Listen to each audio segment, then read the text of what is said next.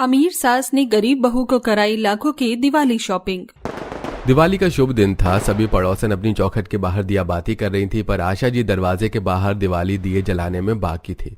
तभी अंदर से खूब महंगी साड़ी और लाखों की ज्वेलरी पहनकर बाहर निकलकर दिया जलाने लगी। अरे शारदा जी, ये तो आशा जी की करीब वाली बहू है ना। सर से पैर तक काले सोने की ज्वेलरी पहन रखी है। लगता है दिवाली पर लाखों की शॉपिंग करवाई है आशा ने अपनी बहू को। अरे मगर ये तो इसकी सौतेली बहू है ना। जहाँ तक मैं आशा को जानती हूँ, उसका दिल इतना भी बड़ा नहीं है कि वो अपनी बहू को लाखों रुपए की शॉपिंग करवा देगी। दाल में कुछ तो काला है जो उसने अपनी बहू को दिवाली में लाखों रुपए की शॉपिंग करवाई होगी। पड़ोस ने इसी तरह से बातें बना रही थी, जबकि ऊपर वाली मंजिल से आशा की सगी बहू स्वाति सुनकर आग बबूला होकर बालकनी से अंदर आकर कंप्लेन करती है। नितेश, तुम्हारी माँ हमारे साथ इतना खराब बर्ताव कैसे कर सकती है? आखिर हम उनके सगे बेटे बहू हैं। तुम्हें पता भी है, तुम्हारी माँ ने दोनों हाथों से भर भर कर अपनी सौतेली बहू को दिवाली पर लाखों रुपए की शॉपिंग करवाई है, जो कि मैं डिजर्व करती थी। वो 2 कौड़े की गरीब शादी मुझे एक्सपेंसिव साड़ी और गोल्ड की ज्वेलरी पहनकर दिखा कर चला रही है। अगर ये दिवाली मेरी खुशियों भरी नहीं गुजरी तो मैं उसकी दिवाली भी खराब कर दूंगी। जहां आशा के लाखों रुपए की दिवाली शॉपिंग करवाने के चलते स्वाति ऊपर जल रही थी, नीचे सभी पड़ोसन ने गरीब संगीता की महंगी ज्वेलरी और एक्सपेंसिव साड़ी को आंखें जमाकर देख रही थी। पर आखिरकार क्यों आशा ने अपनी सगी बहू को छोड़कर सौतेली बहू को लाखों रुपए की दिवाली की शॉपिंग करवाई? क्या आशा अपनी सगी बहू को नापसंद करती थी, या फिर किस मन से उसने अपनी सौतेली बहू को लाखों की शॉपिंग करवाई? ये देखिए आशा जी, सबसे नमूना रिश्ता ढूंढ कर लाया हूँ इस बार विवेक के लिए। ये रिश्ता तो किसी भी तरह से काटने का सवाल ही पैदा नहीं होता। लड़की वाले हैसियत से भी ठीक है, लखपति लोग हैं, लड़की भी देखने में सुंदर और पढ़ी लिखी है। ऐसा कहते हुए पंडित जी आशा को लड़की की तस्वीर दिखाते हैं। पंडित जी, अगर लखपति घर में ही रिश्ता करवाना होता तो ऐसे तो हर दिन हजारों रिश्ते आ रहे हैं मेरे विवेक के लिए, पर शादी विवाह के रिश्ते बराबरी वालों में ही जुड़ते अच्छे लगते हैं। कहाँ हम करोड़पति और ये लखपति लोग, ये भला क्या ही दे पाएंगे? कोई मेल ही नहीं खा रहा। क्योंकि लड़की वाली करोड़पति नहीं थी, इसलिए आशा इस रिश्ते के लिए मना कर देती है। ऐसा पहली बार नहीं था, जिससे पहले भी आशा ने कई सारी लड़कियों की तस्वीर देखकर छांट चुकी थी।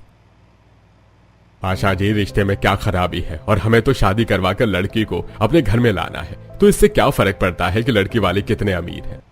अजी, इस पूरी सोसाइटी में हमारे परिवार की इतनी रेप्यूटेशन है, जब लड़की वाले ही लखपति निकल गए तो ये क्या ही देंगे लड़की को? अरे लड़की वालों की तरफ से जो कुछ मिलता है साथ समाज भी तो देखता है। रिश्ता बराबरी देकर ही जोड़ना सही होता है, ताकि बेटी वालों से मांगने की जरूरत भी न पड़े, बिन मांगे ही सब कुछ दे दे। इतना सब कुछ होने के बावजूद भी आशा जी का स्वभाव में लालचपन झलकते देखकर देव, पूजा, नितेश तीनों पंडित जी के आगे आशा के स्वभाव के चलते असहज हो गई और रिश्ते के लिए मनाने लगे। पर मम्मी, विवेक भैया के साथ इस लड़के की जोड़ी अच्छी लगेगी। मुझे तो होने वाली भाभी पसंद है। आशा जी, लड़की मुझको भी पसंद है, पारिवारिक है, घर को जोड़ कर रखेगी। बाकी जिसका देने का दिल होता है तो गरीब भी अपने मन से बहुत कुछ देता है अपनी बेटी को। हम मान भी जाइए आशा जी, अच्छे रिश्ते बार बार नहीं मिलते, थोड़ा गम ज्यादा तो जो मिलेगा रख लीजिएगा। वैसे लड़की वालों का स्टैंडर्ड हमसे मैच तो नहीं करता, लेकिन जब आप दोनों बाप बेटी को पसंद है तो ठीक है। पंडित जी, बस शादी की डेट आप दिवाली से पहले ही निकाल दीजिएगा। मैं चाहती हूँ कि इस बार मेरे घर की लक्ष्मी भी दिवाली में यहाँ हो, ताकि मेरा कामों से जान छूटे। आशा बहन, दिवाली से पहले तो शादी के मुहूर्त ही मुहूर्त है। एक बार मैं लड़की वालों से भी पूछ लेता हूँ, फिर बता दूंगा। नमस्ते। समय कितना जल्दी गुजर गया ना। ऐसा लगता है जैसे कल की ही तो बात है। मेरा छोटा सा विवेक कितना बड़ा हो गया, उसके सर पर सेहरा सजाने जा रहा है। मेरा सालों का सपना साकार होने जा रहा है। भले ही विवेक मेरी सगी संतान नहीं है, लेकिन मैंने उसे अपने सीने से लगाकर पाला है। ऐसा कहते हुए दिखावे के झूठे आंसू छलका दिए। दरअसल देव, जो कि बड़े बिजनेसमैन थे, अपनी पहली पत्नी के गुजर जाने के चलते विवेक की परवरिश के लिए आशा से दूसरी शादी करके अपने घर ले आई। नितेश और पूजा उसके सगे बच्चे थे, जबकि विवेक सौतेला था। वैसे तो आशा ऊपरी तौर से विवेक को सगों जैसा मानने का दिखावटी स्वभाव रखती थी, पर सच्चाई तो ये थी कि उसे विवेक से कोई मोह नहीं था। माँ, अच्छा किया जो आपने दिवाली से पहले शादी की डेट फिक्स की है। तब तक भाभी भी शादी करके आ जाएंगे, तो हम भाभी के साथ दिवाली का फेस्टिवल सेलिब्रेट करेंगे। और मैं तो इस गाने पर वीडियो बनाऊंगी। भाभी के संग होली में रंग गुलाल उड़ाएंगे, आएगी जब जिब दिवाली मिलकर दीप जलाएंगे। छोटे छोटे भाइयों के बड़े भैया, आज बनेंगे किसी की सैया। मम्मी पापा, मेरे हिसाब से इतना बड़ा फैसला लेने से पहले हमें विवेक भैया से भी उनकी पसंद नापसंद एक बार पूछ लेनी चाहिए। क्या पता भैया ने अपने लिए कोई लड़की पसंद कर रखी हो। नितेश, मेरा विवेक मेरा आज्ञाकारी बेटा है। लड़की पसंद करने का तो सवाल ही पैदा नहीं होता। आज तक ऐसा कभी नहीं हुआ कि वो अपनी माँ की बात काट दे, और वो अपनी माँ की चुनी लड़की से ही शादी करेगा। तेरी माँ सही कह रही है नितेश बेटा। हमारे टाइम में तो लड़के लड़की को एक दूसरे को दिखाया भी नहीं जाता था। माँ बाप जहाँ रिश्ते देखते थे वहीं शादी होती थी। हाँ, और तेरे पापा और मैंने भी एक दूसरे को मंडप में ही तो देखा था। इसी तरह कुछ दिन गुजर जाते हैं। घर में शादी की सजावट शुरू हो जाती है। वहीं आशा अपनी होने वाली अमीर बहू को चढ़ाने के लिए पीसी ज्वेलर के यहाँ बिठाकर उसकी पसंद के गहने बनवाती है। देखिए बहन जी, सबसे एक्सपेंसिव और सबसे यूनिक डिजाइन का मंगलसूत्र और कान के टॉप्स, बिल्कुल लेटेस्ट कलेक्शन है। अरे भाई साहब, इस ज्वेलरी का सोना तो 22 कैरेट का है। अगर मुझे ऐसा ही हल्का ज्वेलरी बनवाना होता तो मैं किसी दुकान वाले सुनार के यहाँ चली जाती। पीसी ज्वेलर में थोड़ी आती। मुझे 24 कैरेट का प्योर गोल्ड चाहिए। जी, मुझे पता नहीं था कि आपको 24 कैरेट का गोल्ड चाहिए। वो असल में बाकी कस्टमर 22 कैरेट का गोल्ड डिमांड करते हैं, इसलिए आपको वही दिखा दिया। ज्वेलर वाला बहुत सारे गोल्ड डिजाइन के नेक पीस, टॉप्स, कंगन, चूड़ी, पायल, अंगूठी दिखाता है। ये डिजाइन अच्छे हैं। अदिति बहू, तुम अपनी पसंद से ज्वेलरी पसंद कर लो, वरना मुझे ब्लेम करोगी कि मैंने ओल्ड फैशन ले लिया। जी मामी जी। अदिति ज्वेलरी पसंद करने लगी। वहीं आशा के मन में लालच की खिचड़ी पक रही थी। ये होने वाली बहू तो बड़ी तेज है। सारे के सारे गहने भारी भारी पसंद कर रही है। लाख रुपए तो शादी की ज्वेलरी बनाने में ही लग जाएगा। फिर शादी का जोड़ा भी खरीदना है। कोई नहीं, मंडप में चढ़ने के बाद तो ये सारे के सारे गहने मेरे ही पास होंगे। इसी तरह आशा कई लाखों की शॉपिंग करवाती है। अब शादी का दिन और करीब आ जाता है। आशा आरती करने के लिए थाली सजाकर चौखट पर खड़ी थी। क्या बात है आशा जी, आज तो आप बड़ी खुश लग रही हो। बेटे के आने की खुशी आपके चेहरे पर झलक रही है। अजी खुश तो होंगी। मेरा विवेक पूरे 15 दिन के बाद घर लौट रहा है। मेरी तो आंखें तरस गई हैं अपने जिगर के टुकड़े को देखने के लिए। तभी विवेक गरीब संगीता से शादी करके घर में आता है। प्रणाम माँ। नमस्ते माँ जी। विवेक बेटा, ये लड़की कौन है? माँ, ये संगीता है, मेरी धर्मपत्नी और आपकी बहू। ये सुनकर आशा के हाथों से आरती की थाली छूट जाती है और आशा चौंक गई। क्या विवेक, तूने शादी कर ली? इतना बड़ा फैसला लेने से पहले तूने एक बार अपने माता पिता से इजाजत मांगनी या बताना भी जरूरी नहीं समझा? माँ, हालात ही कुछ ऐसे थे कि मुझे संगीता से शादी करनी पड़ी। माँ, संगीता बहुत अच्छी लड़की है। वो हमेशा इस घर परिवार को जोड़ कर रखेगी। मैं आपके आगे हाथ जोड़कर विनती करता हूँ कि आप संगीता को स्वीकार कर लीजिए। बिल्कुल भी नहीं। ये 2 कौड़े की करीब शादी मेरी बहू हरगिज नहीं बनेगी। तू जहाँ से इस गरीब लड़की को लेकर आया है वहीं छोड़कर आ जा, क्योंकि मैंने और तेरे पिता ने तेरी शादी तय कर दी है। शादी के कार्ड छप चुके हैं और सबको बांटे जा चुके हैं। तुझे वही शादी करनी है जहाँ हमने तय की है। माँ, मैंने अग्नि के 7 फेरे 7 वचन लेकर संगीता को अपनी धर्मपत्नी बनाया है। मैं उसे अकेला छोड़ नहीं सकता हूँ। देख लीजिए देव जी, इस 2 कौड़ी की लड़की के लिए हमारा बेटा हमसे बगावत कर रहा है। इसको हमारी इज्जत की जरा सी भी परवाह नहीं है। माँ जी, पापा जी, एक मौका, मुझे बस एक मौका दे दीजिए इस घर की बहू बनकर दिखाने का। ठीक है, मैं तुझे 1 महीने का मौका देती हूँ। 1 महीने बाद दिवाली है। यदि तू इन 1 महीने में इस घर की बहू बनकर नहीं दिखा सकी और हमारा मन नहीं जीत सकी तो इस घर से चली जाना। आशा के शर्त रखने पर संगीता ने आंसुओं के साथ शर्त को स्वीकार कर लिया। मुझे आपकी शर्त मंजूर है माँ जी। तब नाखुश मन से आशा आरती की थाली सजाकर लाई और संगीता की आरती करके अपने कमरे में चली गई। नितेश और पूजा ने फूल बरसाकर संगीता का स्वागत किया। वेलकम हो संगीता भाभी। आप माँ की बातों को दिल से मत लगाइएगा। वो थोड़ा सा नाराज हो, पर मेरी मम्मी नेचर की अच्छी हैं। देखना, वो आपको एक्सेप्ट कर लेंगी बहुत जल्दी। नमस्ते भाभी, मैं हूँ आपका देवर। आपको खुश रखने की ड्यूटी मेरी हुई। चलिए अब मुस्कुरा दीजिए। अपने नंद देवर का अच्छा नेचर देखकर संगीता के मन में असहजता मिट जाती है। तब संगीता अपने ससुर के पैर छूती है। नमस्ते पापा जी। सदा खुश रहो बहू। ये लो मेरी तरफ से ये उपहार, गीता दे रहा हूँ। परीक्षा ने तो सीता जी को भी नहीं छोड़ा, इसलिए तुम हिम्मत मत हारना। अब तुम इस घर की लक्ष्मी हो, इसलिए इस घर की चौखट को लांग कर जाने की मत सोचना। तुम्हारे पास दिवाली का 1 महीना है और मुझे विश्वास है कि तुम अपनी सास का दिल जीत लोगी। इसी तरह से 2-4 दिन गुजर जाते हैं। वहीं सब पड़ोसनों को इस बात का जब पता चलता है तो वो सब्जी खरीद कर जा रही आशा को रोकती है। अरे अरे आशा जी, इतनी जल्दी में कहाँ जा रही हो? सुना है तुम्हारा बेटा किसी गरीब लड़की को शादी करके लाया है। अरे गायत्री जी, 2 दिन बाकी तो शादी की डेट रखी थी और इसी बीच बेटा शादी कर लाया। आजकल के बच्चे तो अपनी पसंद से करके ले आते हैं। बहुएं और माँ बाप को एडजस्ट करना ही पड़ता है। अरे नहीं नहीं सुषमा जी, गायत्री जी, ऐसा तो कुछ भी नहीं। किसी ने झूठी अफवाह उड़ा दी है। किसने कह दिया आपको कि मेरी बहू गरीब घर से है? अच्छे खानदान से बहू चुनकर लाई है। अगर ऐसा है तो अभी तक अपनी बहू की मुंह दिखाई क्यों नहीं करवाई? अरे कल की ही तो मुंह दिखाई रखी है। मैं आप सबको इनविटेशन देने ही वाली थी। आ जाइए कल। आशा पड़ोसन के आगे दिखावटी खुश होने का नाटक करके घर आती है, जहां संगीता सब्जी काट रही थी और पूजा उसकी हेल्प करवा रही थी। भाभी देखिएगा, आज तो मम्मी पर बहुत ही अच्छा इंप्रेशन जमने वाला है। अच्छा, वो कैसे दीदी? क्योंकि मम्मी को मिक्स वेज की सब्जी बहुत ही ज्यादा पसंद है। भाभी देखना, आज तो आपके हाथों की सब्जी खाकर फैन हो जाएंगी। पूजा, तू यहाँ क्या कर रही है? मम्मी, मैं तो बस भाभी की हेल्प करवा रही थी। ये 2 कौड़े की नौकरानी अपने 7 लाखों का दहेज लेकर नहीं आई जो इसकी मदद करवाने के लिए नौकर चाकर लगेंगे। ऐसे घर में रहने के तो इसने ख्वाब भी नहीं देखे होंगे जैसे घर में ये रह रही है। क्यों, तूने क्या सोचा था? मेरे सीधे साधे बेटे को फास्ट फास्ट कर राज करेगी? ये तो तू मन की मिठाई खा जाना मेरी गरीब बहू। माँ जी, मेरी ऐसी कोई मनसा नहीं है, यकीन कीजिए। बस ये मगरमच्छ के आंसू मुझे निकाल कर मत दिखा, क्योंकि मैं नहीं पिघलने वाली। अगले दिन आशा संगीता को सारे सोने की ज्वेलरी और शादी वाला जोड़ा लाकर देती है। थोड़ी देर में मुंह दिखाई के लिए औरतें आएंगी, ये पहनकर अच्छे से तैयार हो जाना। ये गहने मैंने अपनी होने वाली बहू को चढ़ाने के लिए बनवाए थे, मगर तू इसकी हकदार है। बेमन से जोड़ा और ज्वेलरी देकर आशा कमरे में चली जाती है और उस दिन अपनी सास का माँ के सामान स्वभाव देखकर संगीता की आंखों में आंसू छलक गए। आखिरकार माँ ने मुझे अपना लिया, आज मेरी तपस्या सफल हुई। संगीता खुशी खुशी मुंह दिखाई के लिए तैयार होकर आती है, जहां पड़ोसन ने उसे सिर से पैर तक लाखों के गहने में लदा देखकर जलन करने लगी। लगता है आशा ने अपनी बहू की मुंह दिखाई के लिए भी लाखों रुपए की शॉपिंग करवाई है।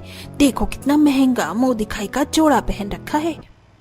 वैसे मुझको तो उम्मीद नहीं थी कि अपनी सौतेली बहू को लाखों की शॉपिंग करवाएगी। हाँ, कमाल है गायत्री बहन, लाखों रुपए की मुंह दिखाई की शॉपिंग अपनी बहू को मैंने करवाई है और देख देख कर तुम्हारे दांत खट्टे हो रहे हैं।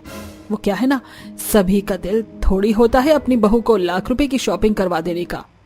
आशा के ताना मारने पर गायत्री को मिर्ची सी लग गई। मुंह दिखाई के बाद सभी पड़ोसने जैसे जाती हैं तो आशा निर्दयी की तरह संगीता के गले से हार छीन लेती है। चल निकाल ये हार, तो इस 9 लाख हार के पहनने के लायक नहीं है। माँ जी, मेरा गला। माँ, भाभी को छोड़ दीजिए, उन्हें दर्द हो रहा है। बड़ी आई भाभी की सगी, चुपचाप अपने कमरे में जा। आशा का एक बार फिर से अपने साथ ऐसा कटु व्यवहार देखकर संगीता का मन टूट सा गया। कुछ ही दिन में आशा अमीर स्वाति से अपने छोटे बेटे की अरेंज मैरिज करवा कर लेती है, जो कि दहेज में लाखों का फर्नीचर, गोल्ड, कैश लेकर आई थी। अमीर होने के चलते वो नेचर की बहुत ही ज्यादा घमंडी थी। वहीं अपनी छोटी बहू का दहेज देखकर आशा ने सभी के आगे खूब दिखावा किया। क्या बात है आशा, तुम्हारी छोटी बहू के परिवार वालों ने तो खूब बढ़िया दहेज दिया है। सच में इतना दहेज तो किसी भी बहू को नहीं मिला जितना आशा जी की छोटी बहू लाई है। अब तो आशा जी को अपनी दहेज वाली बहू को दिवाली पर लाखों रुपए की शॉपिंग करवाना बनता है। वैसे भी मेरे घर में तो किसी भी त्योहार पर लाखों रुपए के नीचे की शॉपिंग नहीं होती, और इस बार तो मैं अपनी दहेज वाली बहू को दिवाली पर उसकी पसंद के लाखों रुपए की शॉपिंग करवाऊंगी। जो जैसा दहेज लेकर आएगा उससे शॉपिंग भी तो वैसे ही करवाऊंगी ना। आशा ने ऐसा कहते हुए पास खड़ी गरीब संगीता को दाना दिया। वहीं स्वाति ने अपने साथ आया दहेज का सारा सामान ऊपर वाले फ्लोर में शिफ्ट कर लिया, जबकि संगीता नीचे वाले कमरे में गुजारा कर रही थी। कमरे की हालत काफी ज्यादा खराब हो चुकी थी। देखते देखते दिवाली का त्योहार पास आ गया। नितेश, मैं सोच रही थी दिवाली पर अपने कमरे का लुक चेंज करने का। पर स्वाति, माँ ने कुछ दिन पहले ही ऊपर वाला फ्लोर पूरी तरह से फर्निश करवाया है। हाँ, मगर मुझे बेडरूम का पेंट कुछ खास पसंद नहीं आया। मैं अपने फ्लोर पर डार्क कलर से पेंट करवाऊंगी और कर्टन, बेडशीट भी लाना है। देखना इस बार दिवाली पर ऊपर वाला फ्लोर कितना अच्छा लगेगा। स्वाति खुद से ही डिसाइड करके अगले दिन पेंट वाले को बुलाकर दिवाली के लिए बेडरूम पेंट करवाने लगती है। देखो भैया, इस वाले वॉल पर पर्पल शेड लगना है और बाकी के वॉल पर लाइट सेट, और बाकी बालकनी पर अच्छी तरीके से लाइटिंग करनी है। लाइट एक्सपेंसिव लगाना ताकि दिवाली के बाद भी थोड़े दिन चले। ओके मैडम जी। स्वाति के बताए अनुसार कुछ बेडरूम को पेंट करने लगे और कुछ बालकनी में दिवाली की सजावट करने लगी। तभी आशा सीढ़ी चढ़कर ऊपर आती है। अरे बहू, नितेश बता रहा था तूने कमरे में काम लगवा रखा है, मुझे बताया भी नहीं। मामी जी, इसमें बताना क्या है, दिवाली का फेस्टिवल सीजन है तो मैंने सोचा ऊपर वाले फ्लोर का थोड़ा रेनोवेशन करवा लूं, और ऊपर वाले फ्लोर पर हम दोनों को रहना है, इसीलिए हमने अपने हिसाब से कलर डिसाइड किया है। स्वाति को इस तरह घमंड से बात करते देखकर आशा को उसका व्यवहार काफी खलता है। वो निराश मन से जीने से उतरकर नीचे आती है, जहां नौकर चाकर संगीता के साथ दिवाली की साफ सफाई करवा रहे थे। संगीता भाभी, मैंने दीवार के सारे जाले उतार दिए हैं, अब क्या करना है? राजू भैया, अब चलिए चलकर किचन साफ कर लेते हैं, फिर हॉल करेंगे। घर के नौकर चाकर को दिवाली की सफाई में संगीता की मदद करवाते देख आशा को हजम नहीं होता और वो सभी को 1 महीने के लिए छुट्टी पर भेज देती है। अगले दिन, अरे राजू, राजू, आज टेबल पर न्यूज़पेपर नहीं रखा है क्या? अजी ये लीजिए, ये रहा आपका न्यूज़पेपर। अरे आशा जी, आप क्यों न्यूज़पेपर लेकर आई हैं? राजू कहाँ है? अजी वो राजू दिवाली मनाने के लिए अपने गांव गया है, बाकी सारे नौकर चाकर भी छुट्टी लेकर गांव गए हैं। पर आशा जी, दिवाली का त्योहार है, इतना बड़ा घर है, दिवाली की साफ सफाई बहू अकेले कैसे कर पाएगी? ऐसा कीजिए, आप दिवाली को साफ सफाई के लिए अलग से नौकर रखवा लीजिए। अजी हमारी तरह गरीबों का भी तो साल भर का दिवाली का त्योहार है, और अब दिवाली के कितने दिन ही बच गए हैं कि कोई भी साफ सफाई के लिए मानेगा, और वैसे भी दिवाली की सफाई घर की बहू ही करती है। आशा अपने पति को झूठी पट्टी पढ़ाकर जानबूझकर संगीता को सताने के लिए दिवाली की साफ सफाई अकेले करवाती है। अरे ये क्या हल्के हाथों से साफ कर रही है? खाने को तो 10 जने के बराबर खाती है, हाथ में दम नहीं है क्या तेरे? अच्छे से फर्श को रगड़, दूध की तरह चमकना चाहिए। जी माँ जी। आशा अपने सामने खड़ी रहकर फर्श साफ करवाती है, जिसके चलते संगीता को रात को बुखार लग जाता है। अरे संगीता, तुम्हें तो बहुत तेज बुखार है, तुम्हारी तबीयत खराब थी तो मुझे बताया क्यों नहीं? अजी मैं ठीक हूँ, खाना बनाना है। किसी तरह खुद को संभालते हुए संगीता बिस्तर से जैसे उठकर खड़ी होती है, तभी उसे चक्कर आ जाता है। संगीता, तुम ठीक से खड़ी नहीं हो पा रही हो, खाना कैसे बनाओगी? इस घर में खाना बनाने के लिए और भी तो लोग हैं, तुम आराम करोगी ना? इतने में आशा स्वाति को दिवाली की शॉपिंग करवा कर ले आती है। मामी जी, एक साथ दिवाली की इतनी सारी शॉपिंग करके मेरे तो दोनों हाथ शॉपिंग बैग से भर गई है। अरे बहू, ये तो सिर्फ कपड़े कपड़े हैं, अभी तो धनतेरस पर तुझको दिवाली पर बढ़िया चीज बनवा कर दूंगी। हमारे यहाँ धनतेरस पर बहू को गहने बनवा कर देते हैं। ये सही है, फिर तो मैं कल धनतेरस पर लाखों रुपए की ज्वेलरी बनवा कर रख लूंगी अपने लिए। दोनों बहू सास दिवाली की शॉपिंग करके अंदर आती हैं, जहां खाना नहीं बना देखकर आशा संगीता पर भड़क जाती है।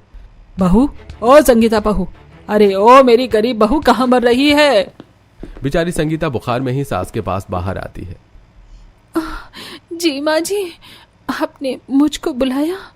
मैंने तुझको कहा था ना तुझको खाना बनाकर रखने को, तो फिर अभी तक खाना क्यों नहीं बना? आशा, बड़ी बहू की तबीयत बिल्कुल भी ठीक नहीं है, सुबह से बेचारी दिवाली की सफाई अकेली लगकर कर रही है, उसे आराम करने दो। आज के लिए तुम दोनों सास बहू खाना बना लो। खाना बनाने की बात सुनते ही स्वाति साफ मना कर देती है। मामी जी, इतने लोगों का खाना मुझसे नहीं बनने वाला, मैं अपने और नितेश के लिए डिनर ऑर्डर करके मंगवा लूंगी, आप लोग अपना देख लीजिए। खाना बनाने से मना करके स्वाति शॉपिंग बैग्स लेकर सीढ़ियों से ऊपर चली जाती है। उसका कामचोर रवैया देखकर आशा को काफी अजीब लगता है और वो खुद ही रसोई में खाना बनाने में लग जाती है। आजकल की बहू को जरा भी बड़ी फैमिली मिल जाए तो खाना बनाने में आफत आ जाती है, और मैंने तो अपने समय में दर्जनों परिवार वालों का इकट्ठे खाना बनाकर खिलाया है, और आज भी बना सकते हैं। बुदबुदाते हुए आशा रोटी बनाने लगती है, तभी ध्यान रोटी पर होने के चलते सब्जी जल जाती है। अरे नहीं, हे भगवान, मैंने तो सब्जी पर ध्यान ही नहीं दिया, सब्जी जल गई। सब्जी बचाने के लिए आशा सब्जी चलाने लगती है। इतने में रोटी जल जाती है, तभी से हाथ भी जल जाता है। अरे मेरा हाथ जल गया। क्या हुआ माँ जी, आप ठीक तो हैं? माँ जी, आपका हाथ तो जल गया है। संगीता जल्दी से उसके हाथों को ठंडे पानी में डालकर हल्दी लगाती है। उसकी आंखों से आंसू छलक रहे थे। माँ जी, इस हल्दी को हाथ से हटाइएगा मत, आपको ठंडक मिलेगी तो अच्छा लगेगा। संगीता को खुद की इतनी परवाह करते देखकर आशा उसके संग किए गए बर्ताव को सोचकर पछतावा करती है। मैंने हमेशा इसके साथ कितना बुरा व्यवहार किया, लेकिन फिर भी मुझे जरा सा दर्द में देखकर ये तुरंत चली आई। लेकिन मेरी अमीर बहू, जिसे मैंने लाखों रुपए की शॉपिंग करवाई, वो झूठे मन से भी झांक कर देखने नहीं आई कि मैं किस हाल में हूँ। माँ जी, आप जाकर आराम कीजिए, मैं खाना बनाकर परोस कर ले आऊंगी। तेरी भी तो तबीयत ठीक नहीं है, साथ में मिलजुल कर बनाते हैं। दोनों सास बहू मेल मिलाप से खाना बनाती हैं, तभी स्वाति नीचे आकर देखती है। ओ माय गॉड, यहाँ तो मेलोड्रामा चल रहा है। मेरी गरीब चिठानी सिंपैथी गेन करने का कोई भी मौका नहीं छोड़ती। कहीं ऐसा न हो कि मामी जी मुझे दिवाली पर ज्वेलरी दिलवाने का इरादा बदल दें। इसी तरह धनतेरस वाले दिन स्वाति तैयार होकर नीचे आती है। चलिए मामी जी, गोल्ड खरीदने चलते हैं, आज धनतेरस है ना। बहू, तुझे धनतेरस का याद है, लेकिन इस घर के प्रति बहू होने की जिम्मेदारियां वो तुझे याद नहीं थी। रही बात दिवाली की शॉपिंग की, तो वो मैं तुझे कल करवा चुकी हूँ। आज मैं संगीता बहू को शॉपिंग करवाने लेकर जा रही हूँ और आज का खाना तू बनाएगी। यह सुनते ही स्वाति जलकर अपनी सास से घमंड में बात करती है। मामी जी, मैं इतनी फालतू नहीं आ रही जो खाना बनाऊं।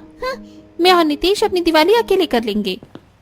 घमंड दिखाकर स्वाति ऊपर चली जाती है। वहीं संगीता आशा और पूजा के साथ दिवाली की शॉपिंग करने जाती है। उसकी आंखों में खुशियों की झलक थी। बहू, तुझे जो भी पसंद आ रहा है अपनी पसंद की साड़ियां देख ले। संगीता ने झिझकते हुए एक सस्ती सी साड़ी उठाई। माँ जी, ये साड़ी कैसी है? बहू, ये साड़ी कितनी सस्ती है और रंग भी तुझ पर खास नहीं जच रहा। ये वाली देख, कितना सुंदर कलर है, इसका डिजाइन भी कितना अच्छा है, तुझ पर खूब खिलेगा। सबसे ब्रांडेड साड़ी उठाई है आपने, ये लास्ट पीस बचा है। इसमें की साड़ियां सारी बिक गई हैं। ये कांजीवरम कलेक्शन है, 1 लाख रुपए की साड़ी है। क्या 1 लाख रुपए की साड़ी? बहू, तुझे ये साड़ी पसंद तो है ना? माँ जी, पसंद तो है, लेकिन ये साड़ी बहुत महंगी है। दिवाली पर डालने के लिए मेरे पास साड़ी है। भैया, इसे पैक कर दो। आशा ने संगीता को दिवाली पर पहनने के लिए लाखों की महंगी साड़ी दिलवाई। मॉल में शॉपिंग कर रहे लोग उसे देख रहे थे। वैसे भाभी, कपड़े खरीदने में मम्मी का टेस्ट बहुत ही अच्छा है। देखना, जब ये साड़ी आप दिवाली पर पहनकर निकलोगी ना, तो सभी आपको ही देखेंगे। चलिए चलकर मेकअप खरीदते हैं। साड़ी खरीदवाने के बाद पूजा संगीता को एक्सपेंसिव मेकअप खरीद कर देती है। माँ जी, साड़ी शॉपिंग हो गई, चलिए अब घर चलते हैं। अरे बहू, अभी कहाँ, अभी तो अपने घर की लक्ष्मी को सबसे खास चीज दिलवानी बाकी है। कुछ देर में आशा अपनी गरीब बहू को पीसी ज्वेलर्स के यहाँ लाकर बिठाती है और अपनी पसंद से लाखों की ज्वेलरी भी खरीदती है। बहन जी, ये हार आपको 10 लाख का पड़ेगा। ठीक है भैया, मुझे यही डिजाइन पसंद है। लास्ट में लाखों की साड़ी ज्वेलरी दिलवाकर आशा संगीता पूजा घर आती, जिसे देखकर स्वाति जलकर खाक हो जाती है। इस दो कौड़े की चिठानी तो सोने की ज्वेलरी पहनना बिल्कुल डिजर्व नहीं करती, और मम्मी जी ने इसे लाखों रुपए की एक्सपेंसिव शॉपिंग करवाई है। जलन में स्वाति संगीता की ज्वेलरी चुरा के अपनी अलमारी में रख लेती है। दिवाली का दिन आता है। संगीता जैसी ज्वेलरी पहनने चलती है तो उसे नहीं मिलता। मैंने तो सारी ज्वेलरी यहीं रखी थी, कहाँ चली गई? संगीता बहू, तुम अभी तक तैयार नहीं हुई? सभी के चौखट पर दिवाली के दिए जल चुके हैं, हम ही दिया बाती करने को बाकी रह गए हैं। माँ जी, आपने जो ज्वेलरी कल मुझे दिवाली पर पहनने के लिए खरीदी थी, उसमें से एक भी नहीं है ना? मुझे पता है यह किसकी करतूत है। आशा गुस्से में आग बबूला होकर सीधे चढ़कर सीधा ऊपर जाती है, जहां स्वाति उन ज्वेलरी को पहनकर शीशे में देख रही थी। OMG, ये गोल्ड का नेकलेस मेरे गले में कितना जच रहा है। इतनी एक्सपेंसिव दिवाली गिफ्ट तो मैं डिजर्व करती हूँ। स्वाति बहू, तुम्हारी जुर्रत कैसे हुई संगीता बहू की चीज चुरा कर लाने की? दूसरों की चीज पर आंखें गड़ाना छोड़कर जो तुम्हारे पास है उसमें संतुष्टि करना सीखो। मामी जी, प्लीज ये लेक्चर देने की कोई जरूरत नहीं है। अपनी ज्वेलरी ये लीजिए। आशा गहने लेकर चली जाती है। संगीता सब कुछ पहनकर सजती संवरती है तो उसका रूप माँ लक्ष्मी के समान निखर जाता है, जिसके बाद वो चौखट पर दिया बाती करती है। वहां दूर तरफ स्वाति ऊपर जलन करती है। मैं नीचे जा रहा हूँ सभी के साथ दिवाली मनाने, तुम्हारा मन हो तो आ जाना। नितेश भी स्वाति को ऊपर अकेले छोड़कर नीचे परिवार वालों के साथ दिवाली सेलिब्रेट करता है। सभी गुजिया मालपुआ खाते हैं, पटाखे जलाकर दिवाली मनाते हैं। संगीता भाभी, आपने बहुत ही टेस्टी मालपुआ और गुजिया बनाया है। सच में भाभी, मालपुआ बहुत ही स्वादिष्ट बना है। बिना गुजिया मालपुआ खाए तो दिवाली अधूरी है। सभी को पकवान खाते हुए दिवाली सेलिब्रेट करते देख स्वाति को भी भूख लगती है। ये गुजिया मालपुआ तो कितना डिलीशियस लग रहा है देखने में। मेरा भी खाने का मन कर रहा है और मैंने तो खाने में कुछ भी नहीं बनाया। नीचे चली जाती हूँ। स्वाति अपना मूड चेंज करती है और अपनी सास की दिवाली के लिए दिलवाई साड़ी और ज्वेलरी पहनकर नीचे आती है और सबको दिवाली विश करती है। हैप्पी दिवाली आप सभी को। क्या मैं भी आपके साथ दिवाली मना सकती हूँ? पहले तो स्वाति के घमंडी नेचर के लिए कोई से बात नहीं करता, पर फिर संगीता उसका मुंह मीठा करवाकर दिवाली की बधाई देती है। हैप्पी दिवाली देवरानी जी, देखो पूरा परिवार साथ मिलकर दिवाली मना रहा है, चलो आओ तुम भी। आखिर में सभी स्वाति के बर्ताव को भूलकर एक साथ खुशी खुशी से दिवाली सेलिब्रेट करते हैं।